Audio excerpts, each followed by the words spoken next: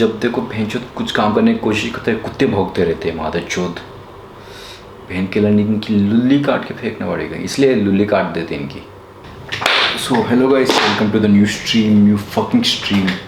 Hello my dear pinkies with your pokies. हम ऐसे भी बोल सकते हैं कि hello my dear pokies with your pinkies, welcome to the new fucking stream. हाँ, मुझे रिसेंटली पता चला कि भाई कुत्तों के अंदर भी प्रोस्टिट्यूशन होती है। मेरा एक दोस्त है, वो एक बंदे से पूछते भाई तेरे पास एक कुत्ता है क्या, ये ब्रीड की? तो उन्होंने बोला हाँ भाई मेरे पास है। हाँ तो क्रॉस ब्रीड करते हैं क्या? मुझे पता, कुत्तों के बारे में मुझे इतना आइडिया नहीं था। तो उन्होंने बोला कि भाई क्रॉस ब्रीड करते कुत्तों की। बाद में मुझे उनसे पता चला कि क्रॉस ब्रीडिंग एक कुत्ता को दूसरे कुत्ते से सेक्स करवाता ताकि उसका जन्म हो, बच्चा पैदा करे। अब ये दूसरा कुत्ता था, मेरे दोस्त के पास एक मेल डॉग था, उसका एक अलग ब्रीड था, और फीमेल उसका एक अलग ब्रीड था, फीमेल डॉग उसका एक अलग ब्रीड था। तो मैंने पूछा भाई ये तो सीधा सीधा प्रोस्टिट्यूशन ही हो रही ना, उनके कंसेंट के बिना आप उनकी प्रोस्टिट्यूशन सेक्स करवा रहे हो। अगर मुझे पूछो कि भाई प्रोस्टिट्यूशन कैसा होगा, तो ये चूते उनके कुत्तों के कंसेंट के बिना उसकी सेक्स करवा रहे हो, तो वो तो प्रोस्टिट्यूशन हुई ना मेरे हिसाब से। अगर आप मुझे पूछो भाई तू तो तेरा दिमाग थोड़ा एड़ा है, क्या करते उस समय दिमाग। अभी भी मैं यही बोलता हूँ कि भाई वो तो प्रोस्टिट्यूशन ही हुई ना, कुत्तों को प्रोस्टिट्यूशन हो रही है। अब कुत्तों का भी कुछ होती है ना यार, उनको जब सेक्स करना है, जब बाहर निकालना है, उनको होती है ना कुछ, उनको दिमाग में कुछ चलता है ना। आप उनको फोर्स करके सेक्स करवा के बच्चे थोड़ी पैदा करवाओगे। ये क्या है, फोर्स करके सेक्स करवा के कुत्तों से बच्चा पैदा कर रहे, ये क्या है? प्रोस्टिट्यूशन ही है ना। बहन के लंड, उनकी भी कुछ होती है यार फीलिंग्स, कुत्तों की भी फीलिंग्स होती है यार। अब ऐसे थोड़ी करते हो जब चाहे आप सेक्स करवा के बच्चा पैदा करवा दें, ऐसे थोड़ी होती है। कुत्तों का भी कुछ सोचो, उनका भी दिमाग है, उनको भी, कुत्तों के भी कुछ फीलिंग्स होती है उनको भी। अब ऐसे थोड़ी है कि आप जब चाहे उनका फोर्स करके सेक्स करवा के उनसे बच्चा पैदा करके ब्रीडिंग आगे उनकी वंश, प्रोस्टिट्यूशन करके इनकी वंश आगे कर रहे हो आप। अगर आपको क्यूट सा बच्चा चाहिए तो आप कुछ दूसरा तरीका ढूंढो, ये प्रोस्टिट्यूशन तरीका सही नहीं है यार।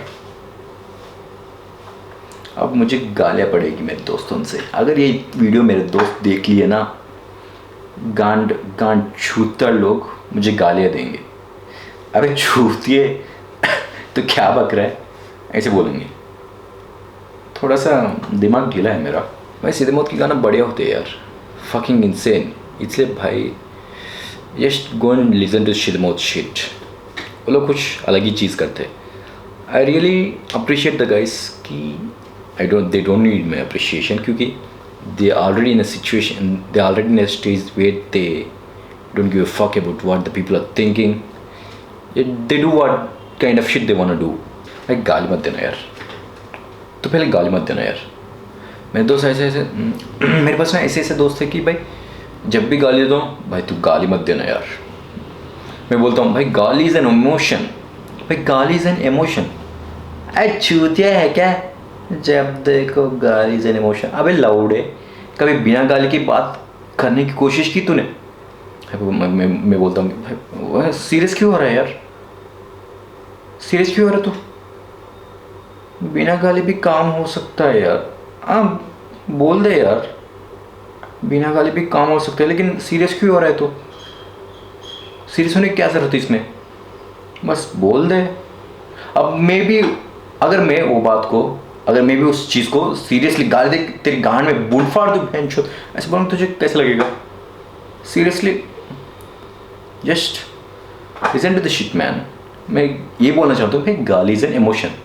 इसका मतलब ये नहीं कि आप जब देखो चूतिया की तरह गाली देते रहे, बस जहाँ मर्जी या जहाँ उसकी ज़रूरत है गाली देना ज़रूरत है। अब तेरे से चूतियों को कैसे समझाऊं कि भाई लौड़े तू अकल से बेलबुद्धि है, कभी घर में से बाहर निकला है तू?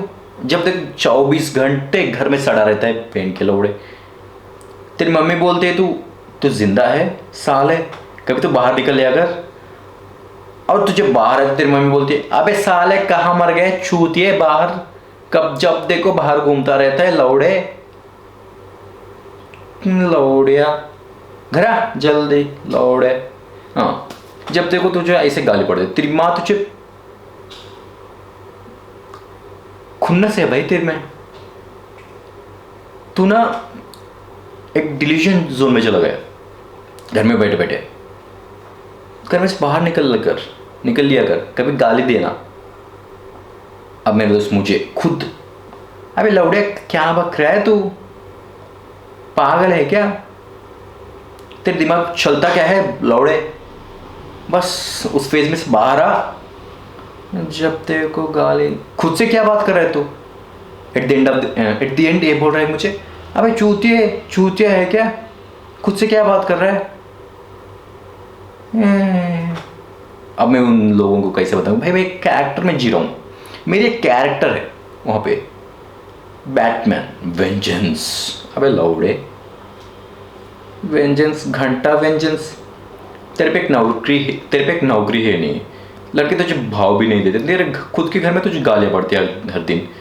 जब खाना खाने जाता है घर पे, गाली खा के चला जाता है बाहर। चूतिए साटे, क्या है तेरी खुद की जिंदगी है कुछ, जब देखो घर में सड़ा रहता लौड़े। अगर कुछ बोल दूंगा तो भाई मैं जिम करता हूँ, जिम। बॉडी कहाँ तेरी है यार, ठीक ठाक है अंतिका, बॉडी कहाँ है, 20 किलो की डंबल उठता नहीं तेरे से, और बोलते हैं भाई मैं हर दिन जिम जाता हूँ, प्रोटीन लेता हूँ, शेक लेता हूँ। कौन सी शेक, जो जिम के बाद घर जाके शेक करके मलाई बाहर निकलते वो शेक, क्या चूतिए, जब देखो जिम करते रहते। मैं भी जाता हूँ भाई जिम, लेकिन तेरे जैसा जब देखो भाई मैं जिम जाता हूँ, काम तो नहीं कर रहा हूँ लेकिन जिम जा रहा हूँ। अबे लौड़े, मैं भी जाता हूँ यार जिम, लेकिन तेरे जैसे चूतिए की तरह जब देखो भाई हर चीज़ को साइड में रख के ये नहीं बोलता हूँ कि भाई मैं जिम जाता हूँ। जिम इज़ इम्पॉर्टेंट भाई, मैं नहीं बोल रहा हूँ कि भाई जिम इम्पोर्टेंट नहीं, लेकिन चूतिए की तरह जब देखो जिम जाओ, ऐसा जस्टिफ होने की ज़रूरत नहीं है, मिठ्ठे की तरह लौड़े। मेरा एक दोस्त है, अगर वो चूतिया अगर गलती से भी उसका बाप से मिल लिया ना, उसका तो छूतड़ उड़ाएगा उसका बाप। इस चूते ने ऐसे कांड किया है ना, ऐसे गलत कर्म या गलत काम किया ना, अगर एक गलती से भी इसका पापा से मिल लिया ना, इसकी गांड में से रोइया निकालेगा इसका बाप। अगर गलती से भी पकड़ा गया उनका बाप से, जब तक उनका बाप फ़ोन करता है, भाई बेटा कहाँ है अंकुल, कौन अंकुल, वही चूतिया, जो तुम लोग बोला थे उसको चूतिया, मैं तो गलत संगति बुलाता हूँ। अंकुल जी वो हमसे भी ज़्यादा बात नहीं करता आजकल, बात नहीं करता मतलब तुम लोगों के अलावा कौन है उस चूते से बात करने वाला। तो अंकुल हम बोलते हैं कि अंकल जी वो 1-2 महीने से हमारे साथ नहीं रहता तो करता क्या है, वो उस चूते के पास तो पैसे भी नहीं है जीने के लिए। तो हम अंकल जी आजकल वो कुछ माल की इंपोर्ट एक्सपोर्ट कर रहे हैं। क्या मतलब माल, अंकल जी सुट्टा बीड़ी गांजा, आजकल आपके बच्चे इन चीज़ों में ज़्यादा ध्यान देते हैं। क्या मतलब, ये चूतिया वेला था, नल्ला था, बेरोज़गार था, लेकिन आजकल ये चीज़ें भी करने लगा। हाँ अंकल जी, अब क्या ही बोले, हमारी दोस्ती इतनी गहरी थी कि हम बोलने की कोशिश की थी, लेकिन हमारी बात कहाँ ही मानता है, खुद के पापा की बात नहीं मानता तो हमारी बात थोड़ी मानता। अगले दिन पापा गाड़ी लेके एकदम सिंघम की स्टाइल में आया, तो हमें पूछा कहाँ है चूतिया, वही मेरा बेटा चूतिया साला। तो हमने बताया कि अंकुल जी अगर आपको उससे कांटेक्ट करना है तो आपको दूसरे व्यक्ति से कांटेक्ट करना पड़ेगा, दूसरे व्यक्ति से कांटेक्ट करना पड़ेगा। उन्होंने पूछा कौन, एक है माल डीलर, तो पहले आपको उनसे कांटेक्ट करके इस चूतिए का एड्रेस निकलवाना है।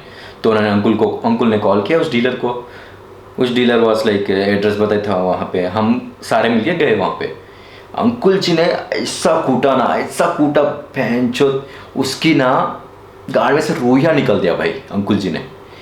बगल में जो मिला उससे पीटा ना, मज़ा ही आ गया यार। हम तो पॉपकॉर्न भी ले गए थे वहाँ पे, पॉपकॉर्न भी ले गए थे पॉप देखने के लिए। वहाँ पे जो डंडे पड़े ना, वाह ये एकदम, जो मेरा दोस्त को डंडे पड़े वहाँ पे, हमने तो खूब एंजॉय किया यार, मस्त। हालांकि हमें भी पड़ती है घर में कभी कभी, लेकिन दोस्त की पिटाई में देखने में बहुत मज़ा आता है हमें, और हर किसी को मज़ा आता है यार दोस्त की पिटाई देखने में किसको मज़ा नहीं आता बहन चोद।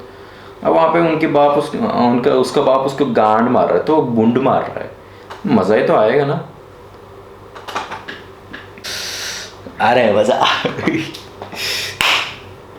आ रहा है मज़ा आ रहा है, धीरे धीरे मज़ा आ रहा है बहन चोद। एक चीज़ करने में धीरे धीरे मज़ा उड़ा, कैरेक्टर में घुस रहा हूँ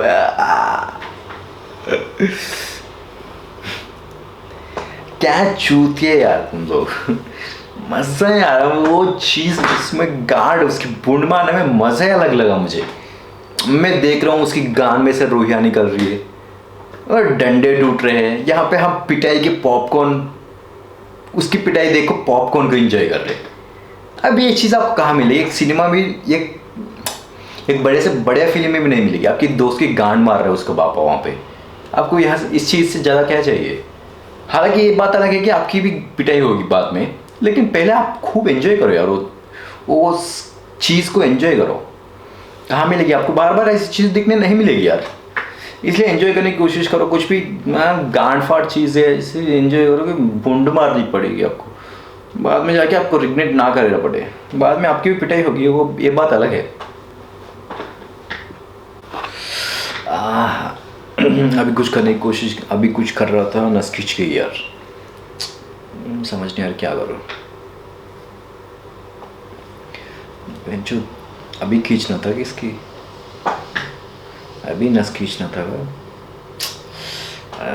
फक मैन।